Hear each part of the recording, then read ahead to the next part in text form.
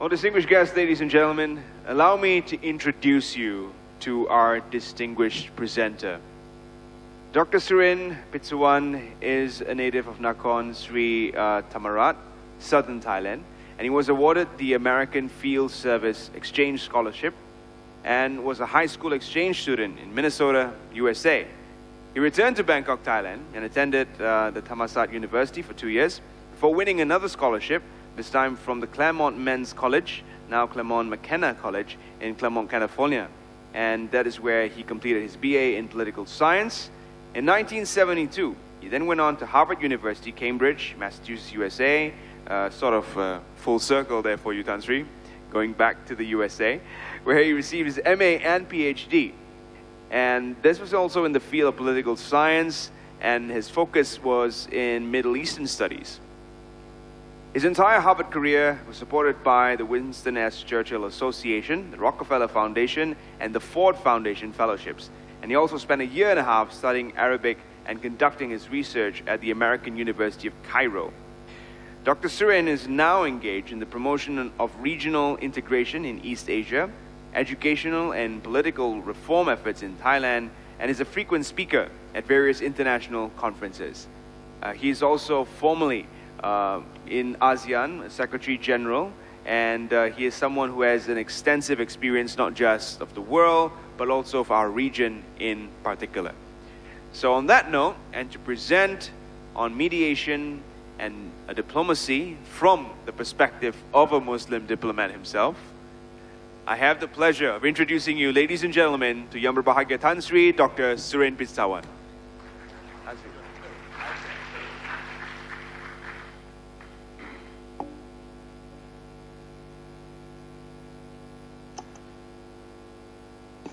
Bismillahir Rahmanir Rahim. Assalamu alaikum wa rahmatullahi wa barakatuh. Bismillahir Rahmanir Rahim. Alhamdulillahi Rabbil Alameen. Wassalatu wassalamu ala ashrafil anbiya'i wal mursaleen wa ala alihi wa ashabihi ajma'in. Thank you very much, Terence. This is a very, very special privilege extended to me by the University Azlan Shah. Forgive me for wearing University of Malaya's necktie because I received, and this is not fishing for anything, I received an honorary degree from the hands of the Sultan 2 years ago. And yesterday was a convocation day. One of my nieces received her master's degree in linguistics from University of Malaya. So I was down there to also congratulate her on the completion of her studies. But Terence, I think the best way to introduce me is, rather than reading the long list, is to say that Dr. SURIN is an old man. And you said when I came from Claremont Men's College, California, to Harvard, the other side of the continent in the US, you said it was a full circle. Actually, the full circle began much, much longer before that. I was born in a pondok. I was born in a madrasa. And when I was 2 years old, my father went to Makkah, telling me that he would come back and pick me up. But he disappeared for 16 years. And my mother followed when I was 7, 5 years later, and they came back with 5 brothers and sisters for me. I was growing up with my grandfather, who was the guru of the pondok, was disciplined, was educated, was trained in 2 cultures. In the morning after subh, I would have to read the Quran first, and I would have to change into a primary school uniform and would go to a primary school in a Buddhist temple, because there was no other secular education, certainly not in the Pondok. So I had to memorize, I had to learn, I had to understand intellectually all the rituals, all the mantras, all the prayers of my neighbors, the majority. And it was that boy who got a scholarship to the US, and it was that boy who got a scholarship to Claremont Men's College, and it was that boy defending his honor thesis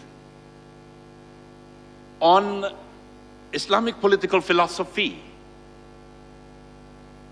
The chair of the committee asked me, "Are you really interested in this topic?" I said, "Yes, sir." "Why?" He said, "Then you should go to Harvard." Can you imagine a boy born in a Pondok? First pair of shoes was when I was 11.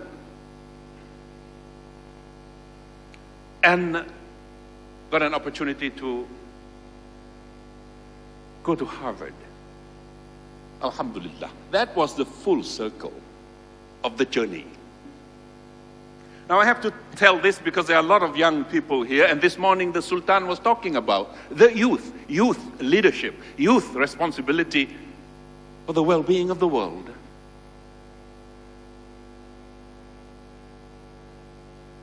And if you want anything bad enough, if you are passionate about your goal and your objective in life, inshallah you will get it. The problem with the youth today is we want immediate satisfaction of everything that we do. We don't understand deferred satisfaction anymore. We don't read books, we don't read novels, we only play with TV games because it provides immediate satisfaction. But just imagine, how can you cultivate wisdom or Islamic characters for that matter, or the thought process that would help you lived in this world as a member of an exemplary community? إِنَّا خَلَقْنَاكُم مِّن ذَكَرٍ وَأُنثَىٰ وَجَعَلْنَاكُمْ شُعُوبًا وَقَبَائِلَ لِتَعَارَفُوا, to know each other and to be in the middle and to mediate among men and women, among nations. If we don't cultivate our understanding, our appreciation of the multiplicity of humanity, makhluk, how could we be the inheritors of Muhammad sallallahu alaihi wasallam's mission? And that mission is to be a symbol of mercy from Allah subhanahu wa ta'ala to all mankind. So my beginning living in two cultures, trying to understand and mediate myself between two sets of norms,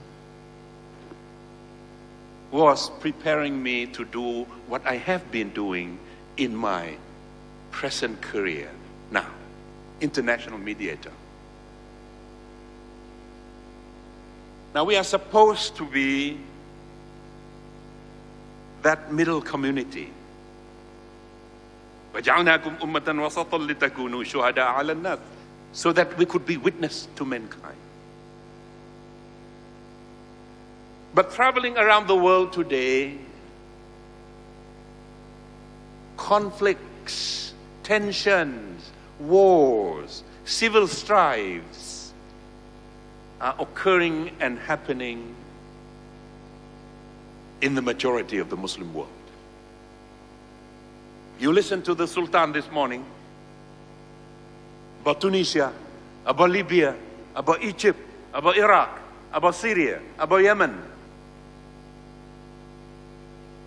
southern Thailand, southern Philippines. We are victims of the world's situations.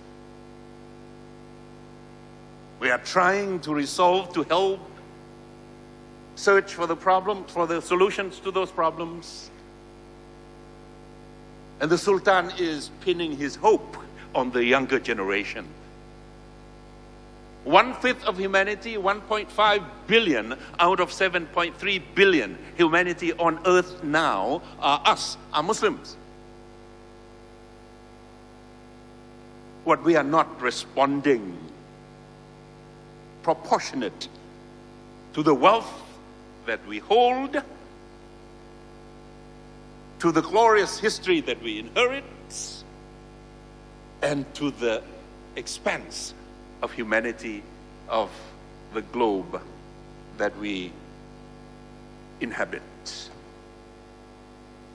So it somehow, when I travel the world trying to mediate, I have to answer that question. Where are we? Where are we as custodians of the earth? Ja'ilun fil ardi khalifa. Custodian of the earth. Right now, mediation is taking place in the West. Yes, you would say, the West has created a lot of tension, a lot of problems, a lot of conflicts. So it is right that the West should do the mediation. But the countries that are doing mediation are not the countries that have created problems on the world. Norway, Oslo, every year the Oslo Forum would bring mediators from around the world to exchange experiences. Women mediators, women, the gender of the mothers, sisters, the caring kind, who understand the sensitivities of children, of members of the communities. They are now very active in the area of mediation. In Switzerland, Geneva, there's a unit called the Angri Dunang Center for Humanitarian Dialogue. It used to be part of the International Red Cross and Red Crescent, but they have separated that and turned it into nothing but doing mediation. And that unit was responsible for the agreement in Tunis, believe it or not.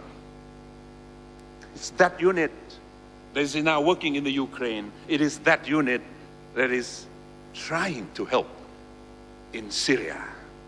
It is that unit which is working in southern Philippines, and that unit is also trying to advise the situation in southern Thailand.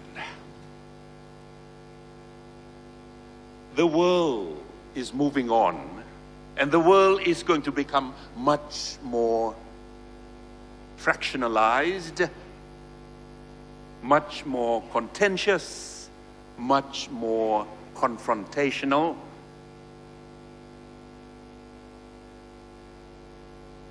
I am not prophesizing, that's forbidden for Muslim. But I'm using the evidence that we have in front of us. I used to ask Dr. Mahathir, when you do your 2020, do you have any problem with some of your ulama that you are intervening in Allah subhanahu wa ta'ala's terrain now? Because He has planned for everything. And Dr. Mahathir told me, Surin, you wake up in the morning, you have a lot of plans. You finish some, you fail in some others. It's up to Him. For us is to do the visualization of the future and the planning for our ummah, for our people. So the world is going to get much more what? Hot? You heard about that? Temperature. The world is going to be much more crowded. You heard about that? Because this year, 7.3 billion, 1.5 are Muslims. By the year 2050, it will be 9.2 billion humanity on this little blue planet. The question is, how are we going to feed them? The question is, how are we going to produce food for them? The question is, what kind of the world we are going to live for them in the future? Those who are not yet born. Again, I'm not prophesizing, but there are evidence in front of us that this little planet is going to be crowded. And what is happening to the environment, the degradation of the environment? The Vice Chancellor referred to that this morning, about SDGs, Sustainable Development Goals, 17 of them. So it's going to get crowded, it's going to get more hot, it is going to, according to one other, it's going to be flat. Why flat? The Sultan talked about that this morning. There are now people moving around the world, 65 million. You call them migrations. Out of that 65 million, 20 plus are refugees. 80-90% of the refugees are from Muslim land. Na'uzubillah. So, what do we do if we don't get into this area of conflict and tension and confrontation and war and strife and violence occurring everywhere? To me, that is a niche for Muslims. To me, that is the opportunity to be rahmatan lil alameen, to be the blessings, to be the symbol, part of the symbol, because we inherit this mission from Muhammad sallallahu alaihi wasallam. So closer to home, what did we have to do? What did I get involved in? As a diplomat in mediation.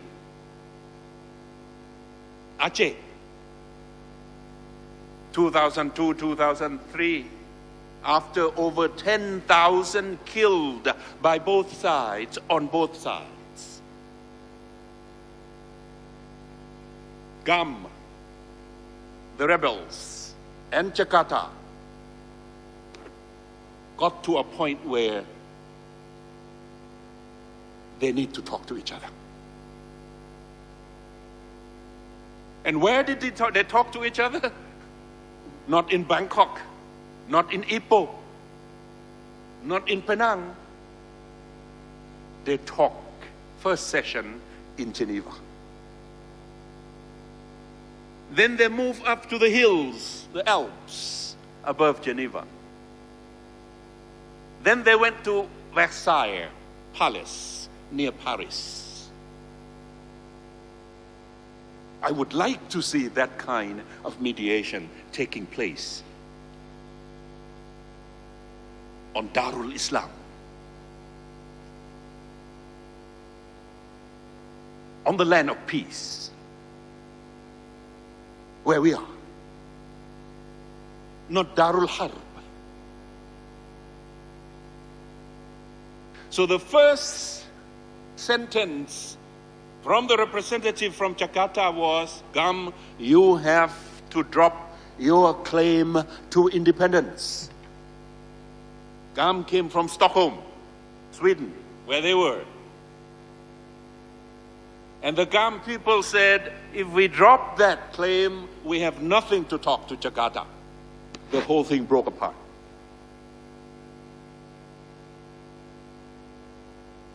I got into the middle. We thought we put them into 2 rooms. We went to the government. Na'uzubillah. If you want them to drop their claim to independence, keep it in your mind, in your heart. Don't put it on the table, because that's the only thing they have. Then I went to the other room where GAM were and told them, Na'uzubillah, you claim that, you want that, you aspire for that, don't bring it onto the people, on the table. Keep it in your hearts that your final goal is independence. That's how we save the discussion. We brought them back, both sides silent. And they agreed they would talk and talk and talk into the future. We got to the first agreement called COHA, Cessation of Hostility Agreement. It broke down in Aceh. And then European Union came in behind us.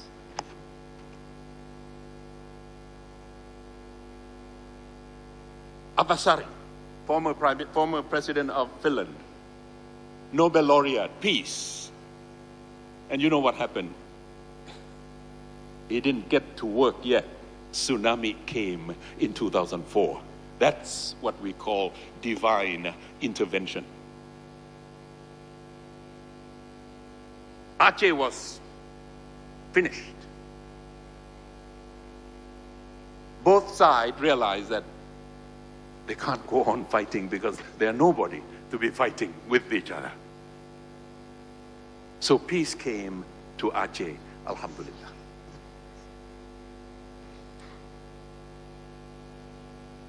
Imagine the Javanese killing the Sumatrans. For 20 years, over 10,000 killed. And we are told, Innal mu'minuna ikhwah. We are told all Muslims are brothers, but we are killing each other. And in that group of mediators, there was only one Muslim. Budak Ponok. Daripada Southern Thailand. Because that's a niche too. And to me, as Budak Ponok, it's fardu kifayah too. Because somebody has to do that job. Because it is on our shoulders, on our laps, that we are the inheritors of this rahmatan lil alameen. So Aceh and Jakarta agreed. Now they have their autonomy. Now they live in peace. They have problems. Someone here from Aceh, I understand. But they are working it out among themselves. No more killings.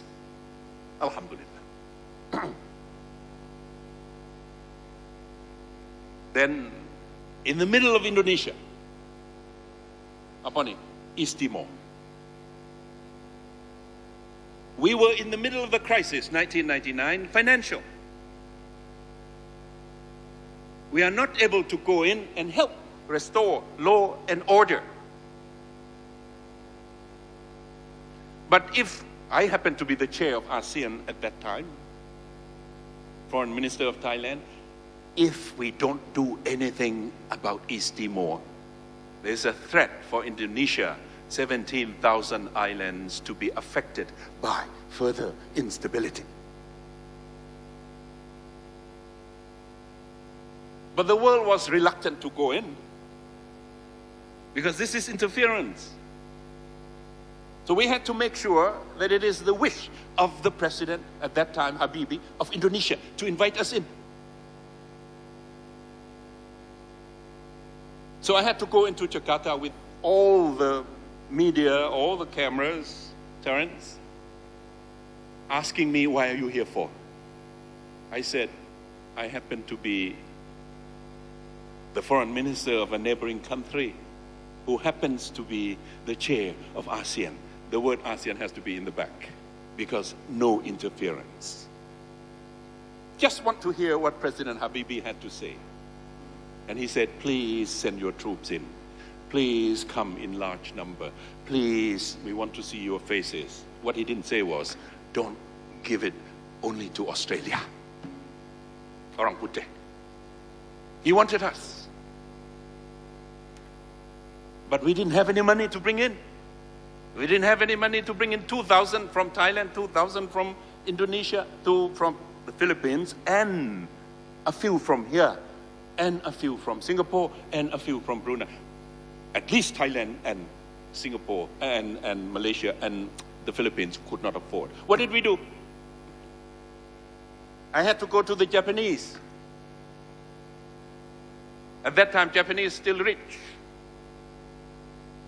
At the UN in New York, permanent representative of the UN, of Japan in the UN, asking for some help. You couldn't go. We are willing, but we don't have the money. We are in the economic crisis. 1999, you remember? And the representative asked how much you need. I said, I don't know. Because I'm not a Minister of Finance. I'm not Minister of Defense. I don't know. Maybe 50 million US. He said, give me 24 hours. He called Tokyo. He called me back in the evening, said, I am authorized by Tokyo to tell you that we are willing to put up 100 million US dollars for you, Philippines and Thailand, to be there. Help Indonesia, not just East Timor. Help Indonesia to stabilize its own problems that it was facing during this financial crisis with the departure of Suharto. Remember. Now, I'm giving you these two examples closer to home. That there is a place for mediation, and the younger generation will have to think about this into the future, because ASEAN 10, 620 million people, divided in the middle, half and half. Muslims and non-Muslims. And if these two halves are not in the balance, if any half is moving too fast, going too far, leaving behind the other half, it's going to be a problem. I don't want to say more than that. Inequity, this morning, the word used by the Sultan too. Inequity is the source of so many problems in the world today. Those who have a lot, and they don't know how to waste it, how to bazir. Those who don't have even a piece of bread before going to bed in the evening. 2 billion of us out of 7.3 going to bed hungry in the evening. So, this is a niche for us. For those who are prepared, for those who are interested, and for those who are able. It is fardu kifayah. You can't outsource this to anybody else around the world, not us, because we are 1.5 billion. And from the perception of the world, this morning, the word Islamophobia was mentioned too.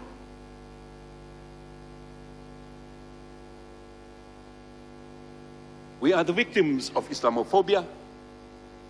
What we must also be prepared to help contain that Islamophobia happening around the world.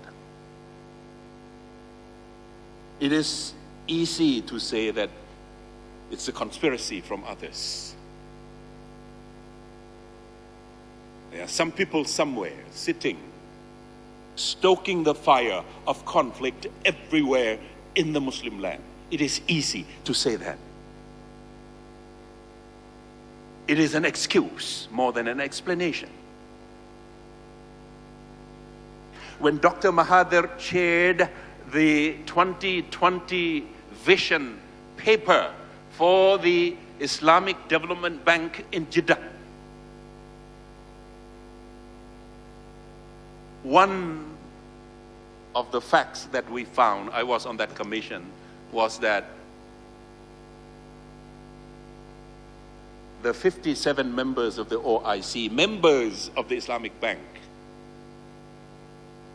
about 1/3 are in the least developed countries, the poorest countries of the world.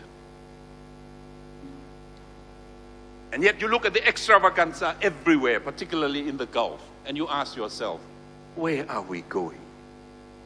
Why is it that way? Why is the gap so wide? Why is the Gulf so distant? Why is the divide so deep within this 1.5 billion of us? So conflicts, tension, confrontation, violence have their roots in the socio-political and economic fundamentals on the ground. This morning, the first speaker in the distinguished panel talked about the way in which we need to bring our own people together, we need to bring our own countries together, and we need to also be the healer of the world. I think that's an extremely important message for all of us, particularly the younger generation. And I move on to one more point, that the international community now is coming up with a new diplomatic concept for humanitarian protection. It used to be that you can't interfere. Anything that is happening inside a sovereign country, no interference from outside unless invited in. That's what sovereignty means. And then in 1994, the Hutus and the Tutsis in Rwanda kill each other, 4 million, in their own civil war. And then in 1998-99, Kosovo, former Yugoslavia, the Croats and the Bosnians killing each other. And many of them come here for education or for migration, for whatever purpose. Kofi Annan asked, what do you want me to do? Because all of you claim sovereignty. Non-interference from outside. You kill each other inside. Sometimes the state, the government are parties to the genocide, to the killing, to the crime against humanity. Sometimes the governments or government agencies are involved, and you said, no interference, this is a sovereign country. What do you expect me to do? Give me a tool.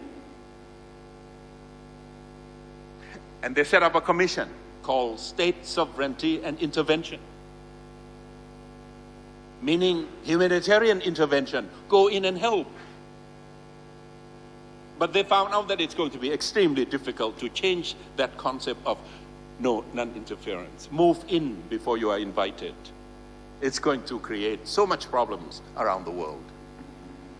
So the commission came up with a report. Rather than the right to do humanitarian intervention, the name of the book, the report is Responsibility to Protect. R2P. R2P. Responsible to protect. Now, it has become the responsibility of everyone to help the Rohingyas, to help those who are victims of prejudices and violence, to help relieve the pains and the suffering and the migrants and the refugees. The Sultan, for your information, served as co-chair, a co-chair, two, on the issue of financing for migration. The Sultan, Sultan Nazrin of Perak, Darul Ridwan. I think the Sultan is a good example of taking up that responsibility at the global level, representing this Darul Ridwan. That it is our responsibility to each and every one of us to bring some glimpse of a better future for us. We're talking about the future. To manage that future together, to plan for that future together. I think the Sultan is taking that lead, showing his people here, his friends in Malaysia, and his friends in Southeast Asia, that we have that responsibility. There is that niche for each and every one of us to do that job, to fill up that obligation.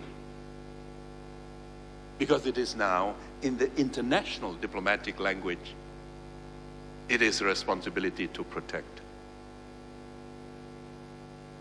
And I think it fits our mission.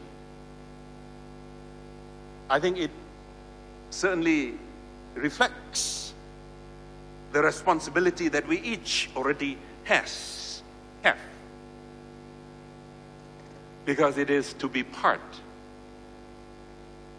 of the solutions to the problems, or the search to the solutions of the problems for the entire humanity.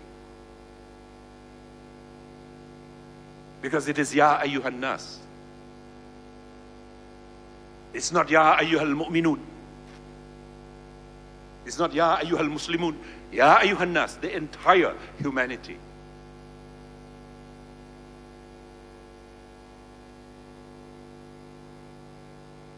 And وَمَا أَرْسَلْنَاكَ إِلَّا رَحْمَةً لِلْعَالَمِينَ. I sound like a guru from the Pondok. وَمَا أَرْسَلْنَاكَ إِلَّا رَحْمَةً لِلْعَالَمِينَ. The entire universe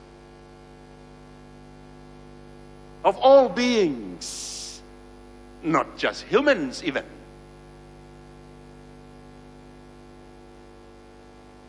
I'm relating this to you just to say that the inspiration for this Pondok, Budak Pondok,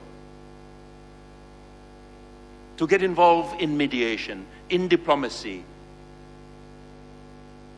the inspiration is, of course, from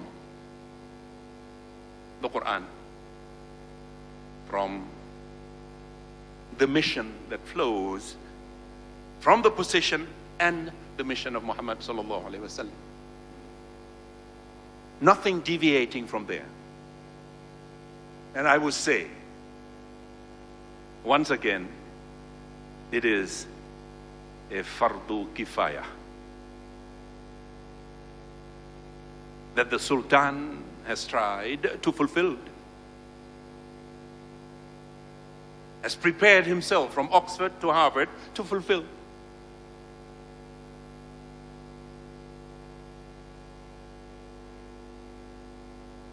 And his people, his subjects here, should take that mission to heart. Also, taking it up on our shoulder as our common responsibility to be mediators in accordance to the teachings and the inspiration of Islam. Assalamu alaikum wa rahmatullahi wa barakatuh. Thank you very much. Salam. Thank you. Thank you, Tan Sri. And so, Now we come to the portion of this segment which is going to be actually recorded for radio. So I'm going to get a quick introduction into the program, and you're all going to be witness to it, so it's going to be live. And I would like to invite all of you to also be a part of the conversation. So here we go, Tan Sri. Good evening once again. Welcome to Face to Face, the largest live conversation on national radio. And today we have with us a very prominent mediator, someone who's been on the international stage for quite a while. And today we have the pleasure of having him in conversation. He's Dr. SURIN Pitsuwan, and he's now engaged in the promotion of regional integration in East Asia. He was formerly the Secretary General of ASEAN, and he brings a wealth of experience to this discussion. Thank you for joining us. Thank you, Terence. And Doctor, you have just presented 30 minutes of your experience.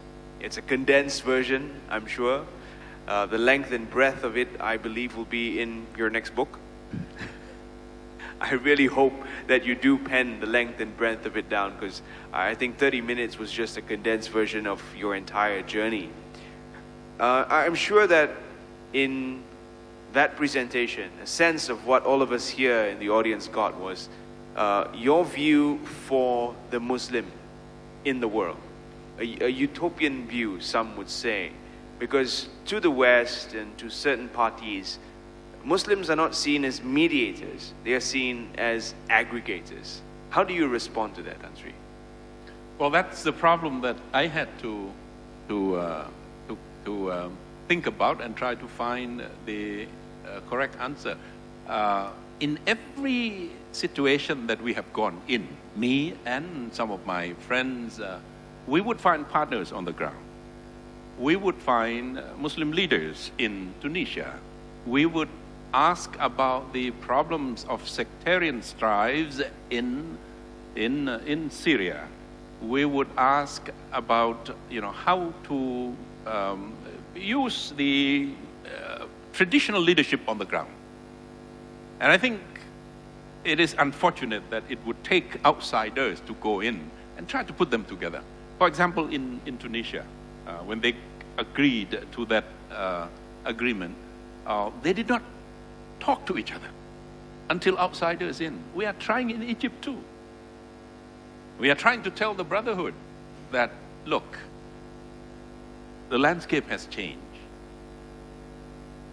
You have to accept this process of democracy, popular sovereignty. You have to go in, participate in the process, and you have to also accept the fact that there is a multiplicity in Egypt of opinions.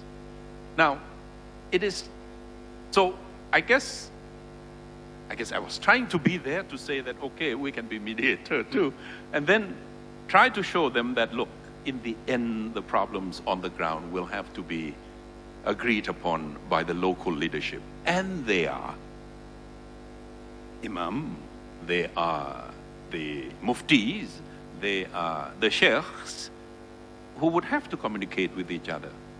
And leaving aside all the differences, and we have found out that most of the time, it is ethnic problems, tribal problems, economic inequity problems, less than political problems. So I guess that's part of the responsibilities that we have to accept, that we have to be part of the answers, rather than agitators are part of the problems. And a lot of us are on TV screens as part of the problems, rather than being involved in trying to reconcile, trying to mediate. And I think every time we have made that progress, every time we made the convincing that, look, there are ladies and gentlemen in the Muslim world at the ground level, at the grassroots level, who are willing and ready to come and participate in this mediation, then something happened in Paris, then something happened in Brussels, then something happened in here and there and everywhere. So it's almost like pushing a big piece of rock uphill. Almost there, we have to come down again. But I don't think we can give up. I think this is the responsibility of all of us, and we have to toil on. And it would take more than just one, more than just 10, more than just 100. I think we ourselves have to be the source of reconciliation, the peaceful resolution of the problem. Thank you, Tan Sri. When we look at the global populace that you mentioned, there are 1.5 billion Muslims globally. But I'm not sure if you would agree with me, Tan Sri, you would agree with me, that the most significant religion of the last 10, 20 years has not been Islam, has not been Christianity. It has been leftism, a worldview that's devoid of theocracy, devoid of religion, and focused solely on the secular.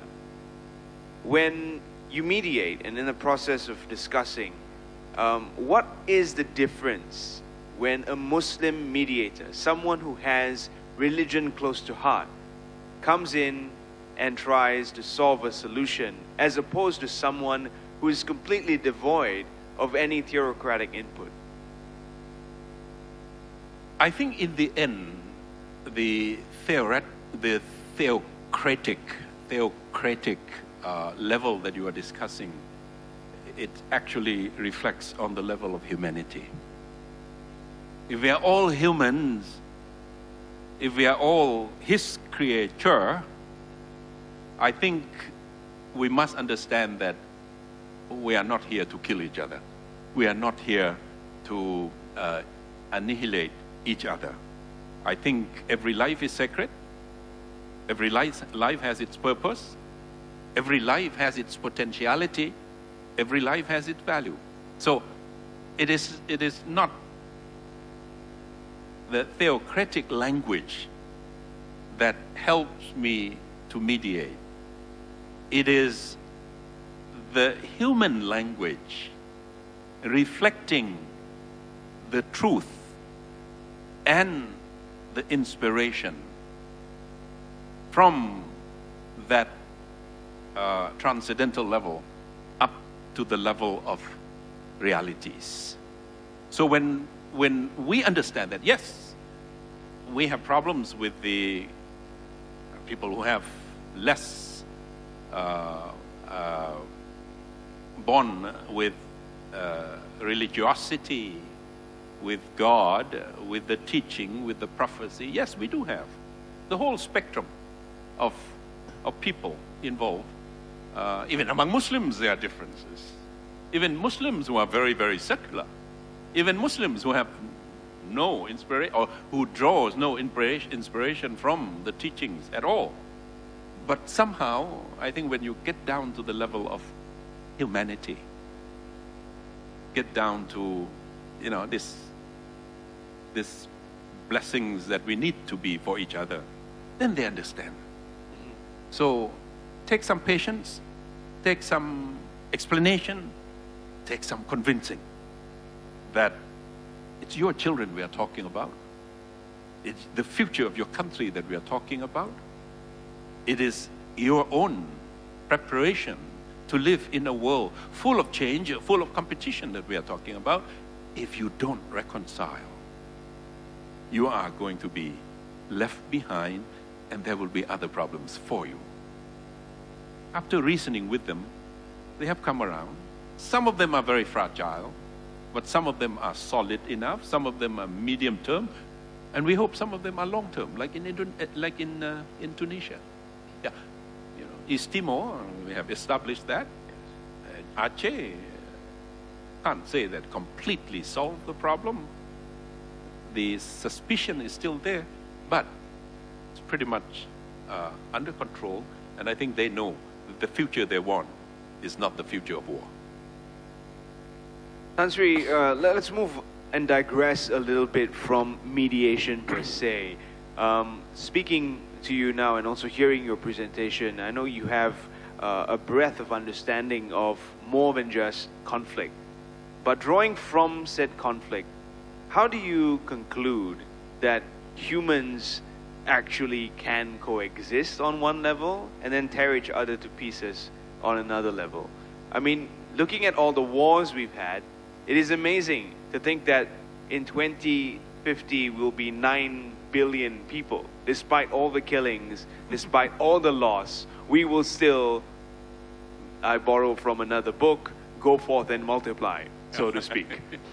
Yes. So on one end, you have a spectrum of humanity that wants to constantly create conflict, or is contended that conflict is a solution. And on the other end, you have the spectrum of humanity that want peace, that design more or less confrontational ways to solve their problems. How do these two coexist in the long run? Well, there's always what you call paradox in human life, in human existence, individual and collective. But we will find out bit by bit that if we are not coming together and try to understand that you depend on me, I depend on you, interdependency, and accommodate and share. And that's the wisdom of the 17 goals of the Sustainable Development Goals.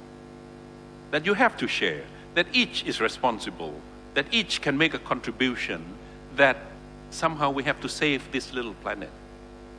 Terence, you know of Plan B for us to go to another planet sometime soon? I haven't heard about it. It's still scientific so we are mumbo-jumbo. stuck here. We are stuck here. So we better take care of this planet.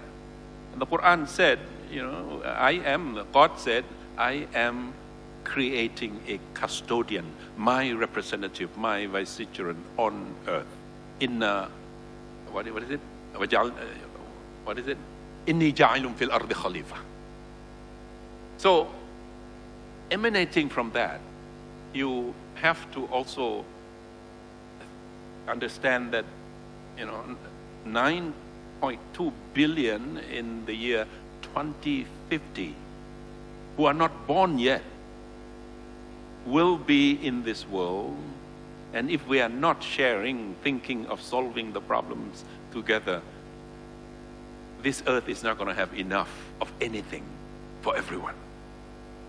Now that is the prospect that we have to share with those who are now living and fighting and struggling and not coming to each other, that future is not what you want for your children. So I think it's a matter of education. This morning the Sultan was talking about that. It's a matter of trying to create that awareness of common responsibility. And, you know, 65 million years ago, whether you believe or not, but it's also part of the scientific knowledge, there was a meteorite, a big one, hit the earth, and there was dust storm covering the entire planet, and all life forms disappeared.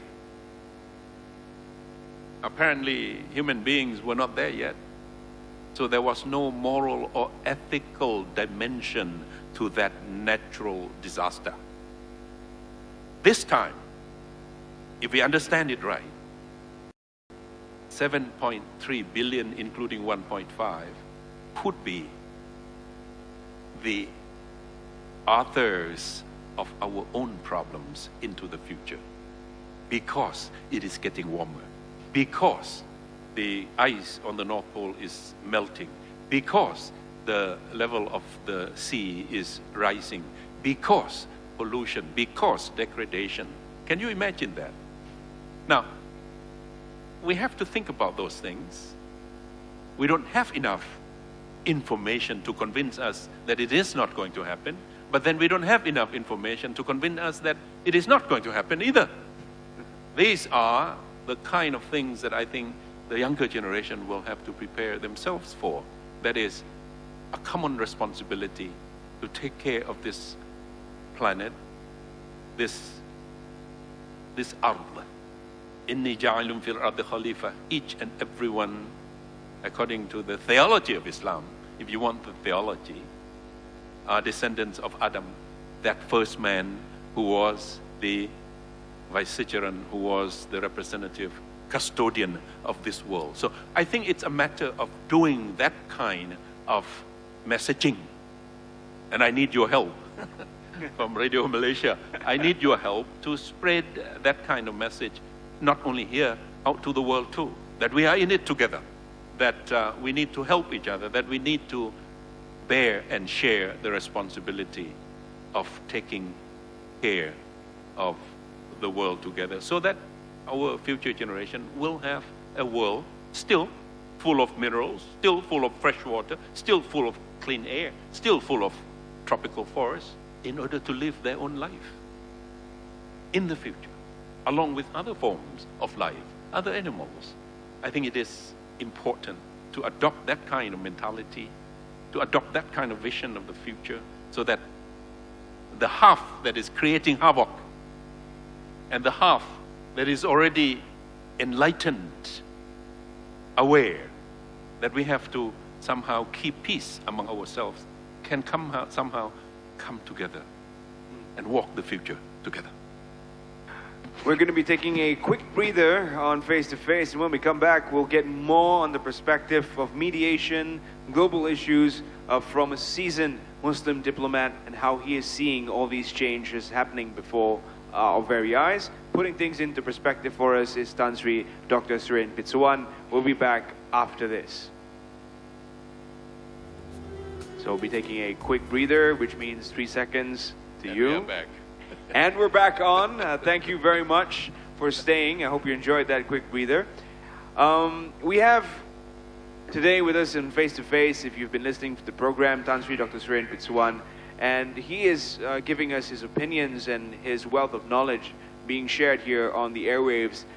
We are trying our best to live up to his challenge of carrying a message of mutual humanity, caring and sharing, and of course taking care of each other. Tan Sri, I'm going to ask you a question that is on everyone's mind globally. What if Donald Trump becomes the President of the United States? Na'uzubillah. I think that people around the world, including his own American citizens, have been saying that. Are we interfering? I think, it is difficult to see the leader of one of the most powerful countries in the world, on earth, who would pledge himself on the Bible, who would pledge himself on Taurat and Injil. I don't know how much of that he believes, actually. I don't know. But he would have to do it.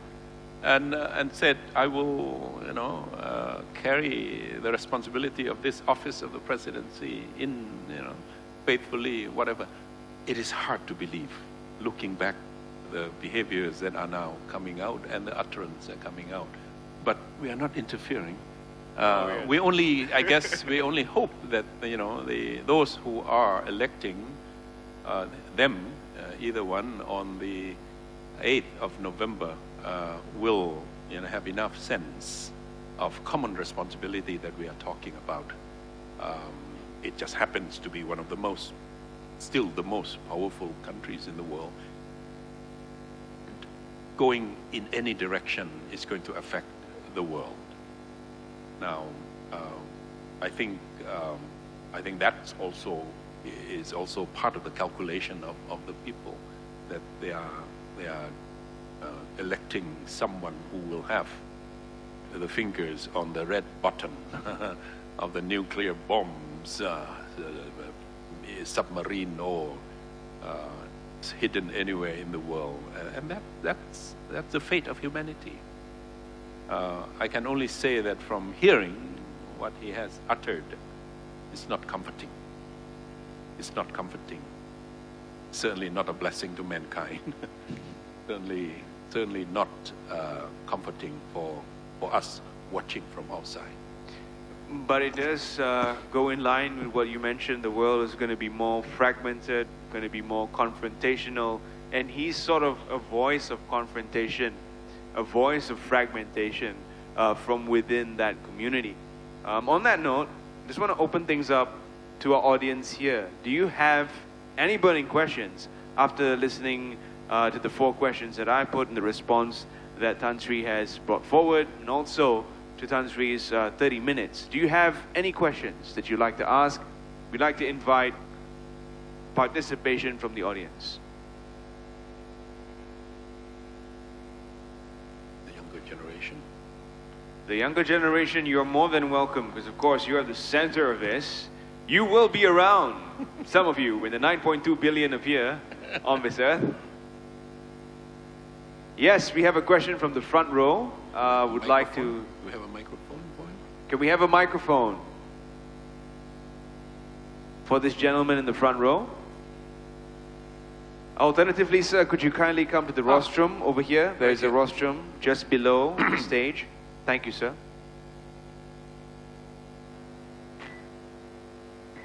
Please do state your name, sir, and where you're from before your question.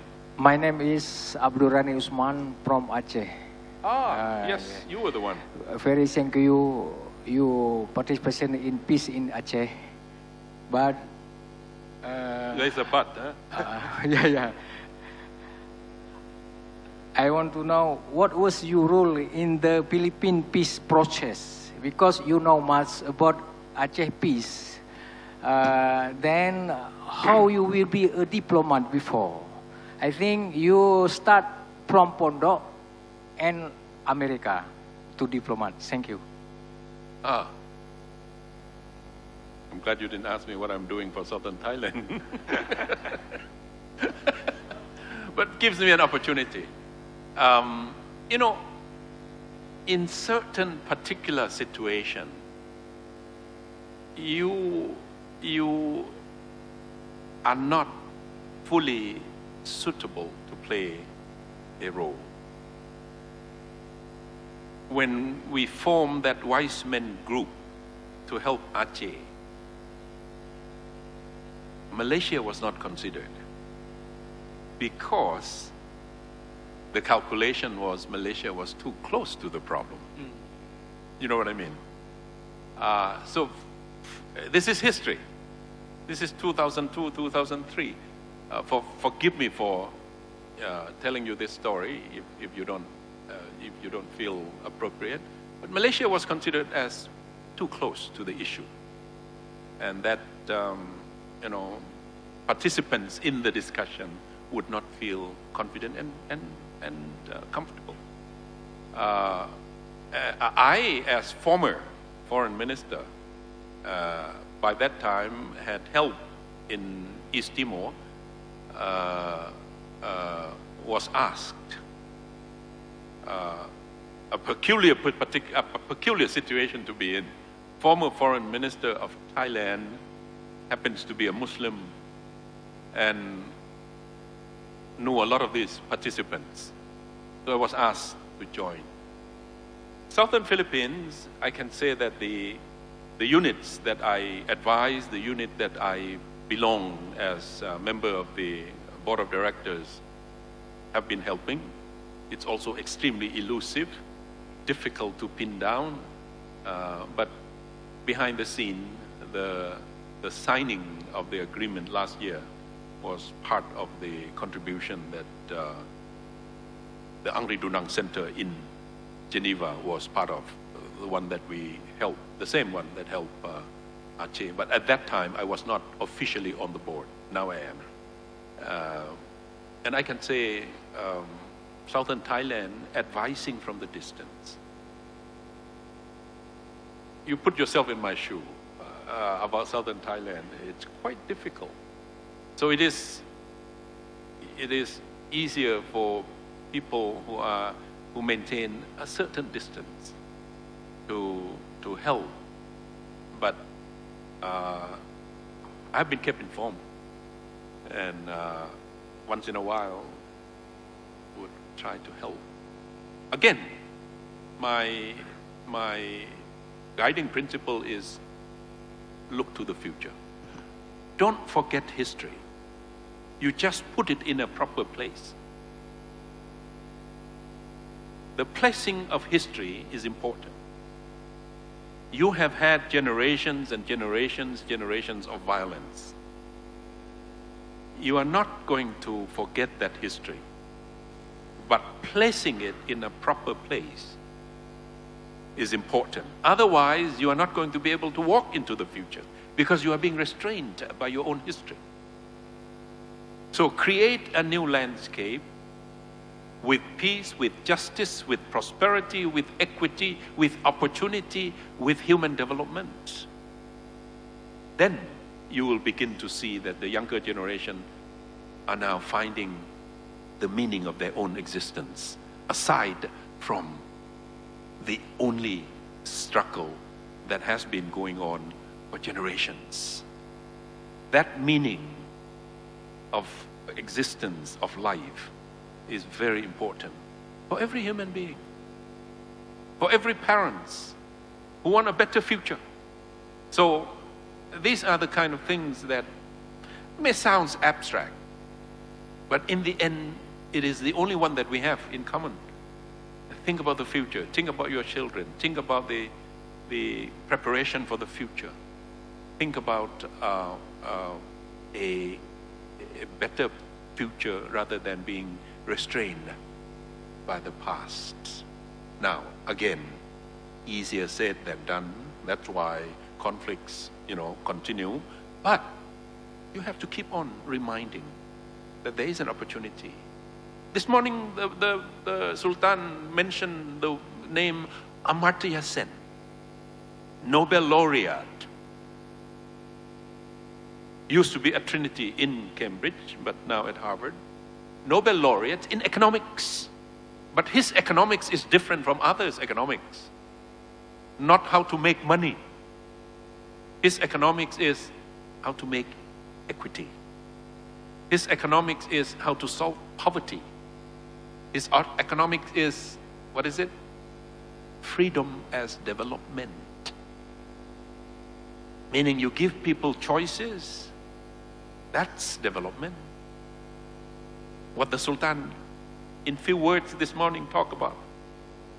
That when you give people equity and hope and the opportunity to fulfill their own potentiality. Each and every one of us, 7.3 billion, has our own potentiality.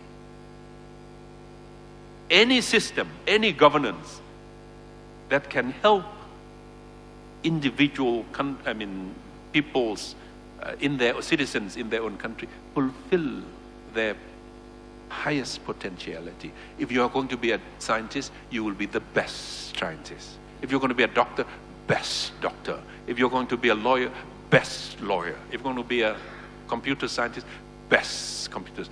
You fulfill that potentiality. And the problems with the landscape now everywhere is government policies, conflict, strife, violence are blocking the fulfillment of each and individual potentiality. Can you imagine what kind of a world if each of us can fill half of our potentiality? The problem now, the reality now is over 50% of our members of a human family are not fulfilling even 25% of our potentiality.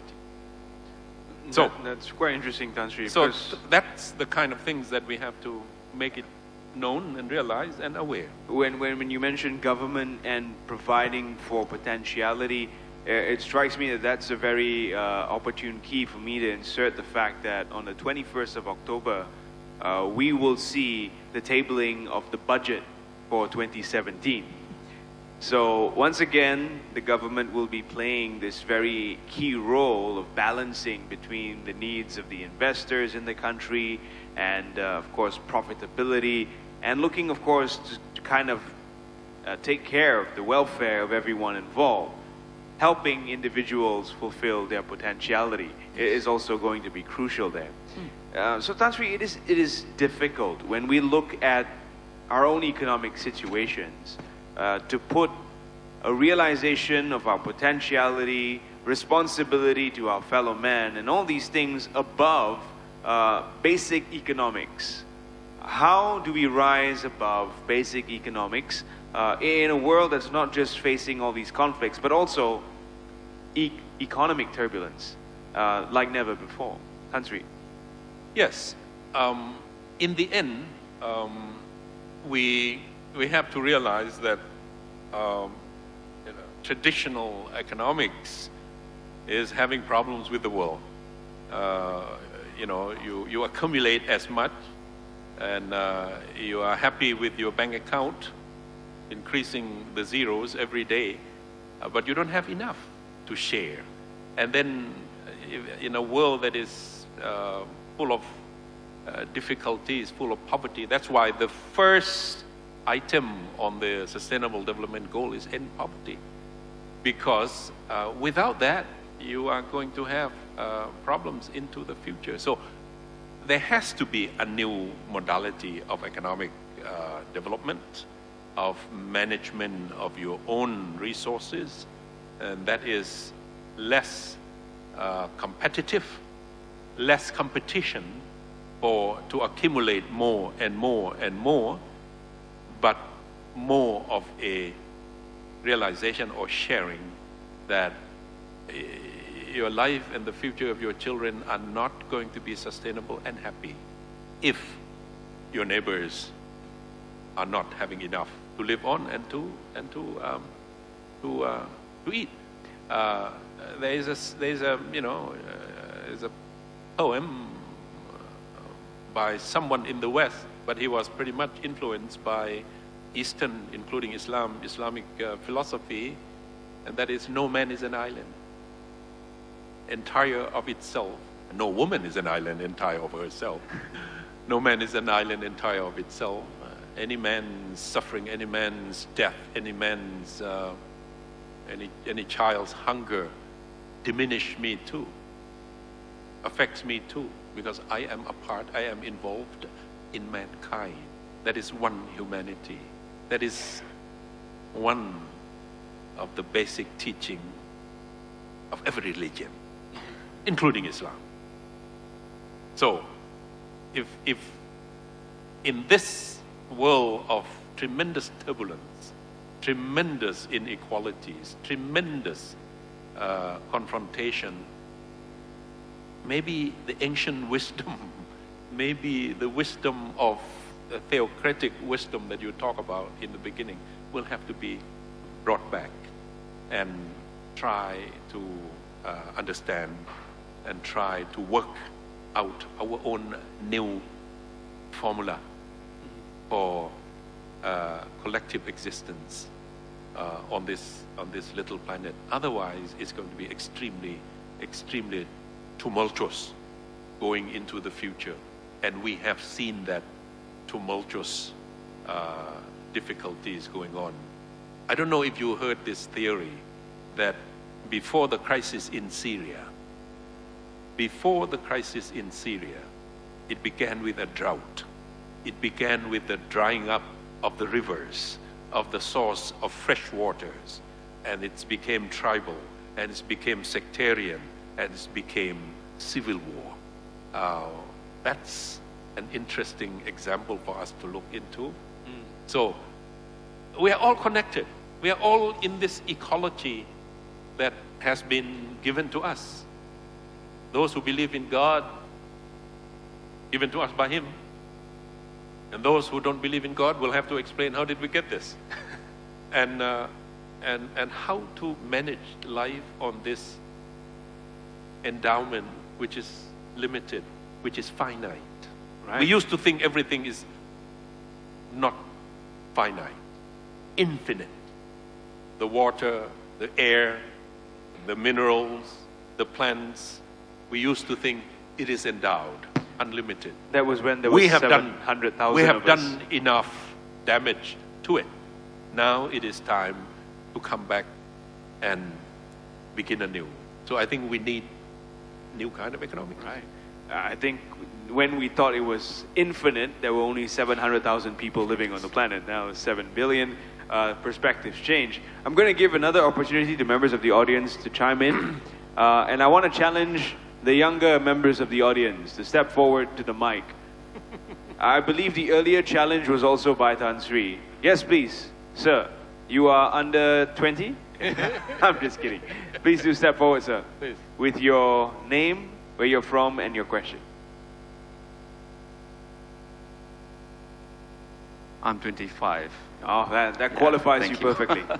Thank you very much. Tan Sri, a quick Your one. name, sir? My name is Mazlan. And you are from? I'm from Institute Darul Ridwan, Perak. Yeah. What is the future of nation state? Yeah, because now we see many nations disintegrating along sectarian, along religious, whatever.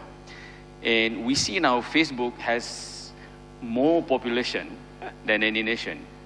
Late 2015, the population on Facebook is 1.581 billion. Every time Mark Zuckerberg goes on air, live, now he has about 1 million people listening to him. So where would our affiliation be in the future? What's going to happen to nation state and things like that? Thank you very much. I like your question. And that's the reflection of the younger generation, Tan Sri. They think with no borders. Yeah. They are global citizen first, and then, the citizens of their respective nation states. This is the world of social media. Tan Sri. Yes, that's why the world is hot, the world is crowded, and the world is flat. A title of that book by Tom Friedman. Flat meaning things move cross borders. You can't stop. Things flows, and things just continue to jumble with each other. It's a good question. What's going to happen to nation state? Nation state will continue to exist for some time, but we are thinking more about one humanity, which is rather utopian. But there's no other way to think about the future without thinking about one humanity sharing and caring. So, governments will have to be smarter than before. States will have to be more effective in governance than before. And governments and states will have to come to the realization that a lot of problems are not being solved, cannot be solved within your own states, within your own countries. We are importing problems from outside, and we are exporting our problems to the rest of the world. So it's become a planet full of problems created by humanity, but it will have to be also resolved by humanity. The role of the state will be different from now, and the state will have to be humble enough, and the people who elect the state will have to be humble enough that the government, that the leaders are not going to be able to solve all the problems that we have. Many of these problems originated from outside. And we will have to manage that problem together with the rest of the world. Now, we used to think that sovereignty is absolute. We used to think that you elect the government can solve your problem. But you import inflation. You import pandemic diseases. You import, now you fly, they say certain make of this phone are not allowed to be carried on the plane. But it's all over the world. Technology could be a source of danger to all of us. And all over the world, everybody is carrying this gadget. And it could be a source of problems. So we import problems. We bring it into the air. And our fate is going to be tied with that new technology that's happened to be a mistake. So problems are not going to be contained within state boundaries. And those who live nearby will probably suffer from the problems that we have inside overflowing out. So the state will have to be more humble than before, the government will have to be more open than before, and the people will have to be aware of the fact that you are not electing the government to solve all your problems. Part of the problems will have to be by yourself, part of the problem will have to be shared with the rest of the world. there is no longer absolute sovereignty of the state, of the government, of the people as before, because we are connected more than we thought, more than we used to think we are. We are more connected than we thought we were or than we think we are now. And we have to solve those problems together. And the state cannot stand in the way, the government cannot stand in the way. The people will have to come and help the state to solve the problems with the rest of the world. Tan Sri, one final question before we end this session. There is a democratization of ideas. Everyone can share in the wealth of everyone else, knowledge-wise. All you have to do is to look at postings on Facebook, on Twitter, and you get a sense of the individual. What I'm getting at really, Tan Sri, is that each individual is becoming more and more plural, not only in a sense of being, but a sense of thought as well. So with all these pluralization of ideas, how do we create a common ground for discussion? Because these pluralities of ideas are also source of conflict. How do we stem or nip them in the bud and prevent said conflict from even erupting? What's the best way or platform for discussion within the nation state, still because they exist, and also closer to the ground within communities? Yeah, I think we have to be more humble about ourselves, that we don't know everything, all of it, that we need to listen, we need to share, and those who listen and share will also have to use intelligence, have to pick and choose, and have to use aql in order to decide, what kind of information, what kind of provocative piece of information we should listen to, we should make decision on, using technology not to intensify the differences among us. The technology is connecting us, but we are being divided more and more. And that is the sad part of technology. I think it has to come from the heart, has to come from the mind, that I don't know everything, but there's an answer somewhere, and I have to look for it, and I have to somehow listen and share, and slow on the judgment. Be slow on the judgment. And I'll end up with this hikmah from Pondok. Before I didn't get to see my father teaching much, because by that time I was already somewhere else around the world. But I saw my grandfather teaching.